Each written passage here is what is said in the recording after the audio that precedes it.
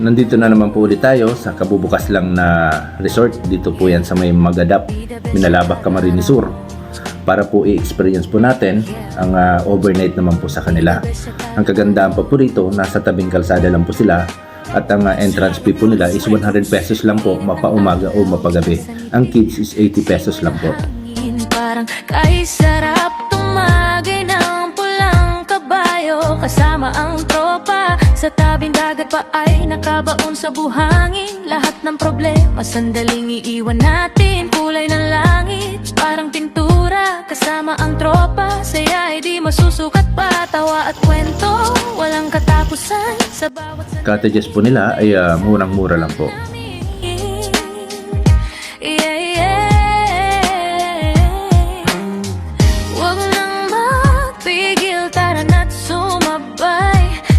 Ito naman po ang kanilang rooms. Nasa taas na bahagi po ito ng resort. Murang-mura din po ang kanilang mga rooms. Meron pong 1,000 pesos up to 6 person na po. At meron din pong 1,500 pesos hanggang ilan po ang magkasya, pwede po.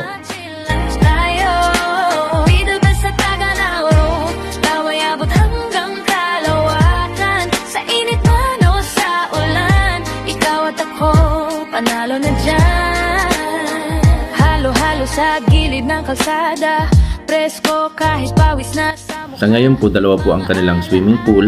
Sa taas po merong mini pool at ito naman po sa baba, meron po isang swimming pool. Soon po magkakaroon pa po sila ng additional swimming pool sa taas at additional swimming pool sa baba. Meron din po sila ritong horse riding at ATV na pwede nyo pong i-rent.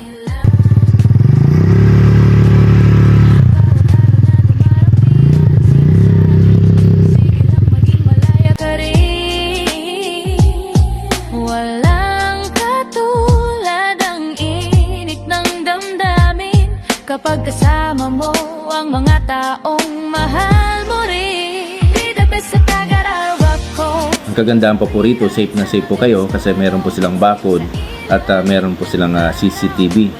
At nagpapasalamat po ako sa management and staff ng Nature Bless Resort. Maraming salamat po.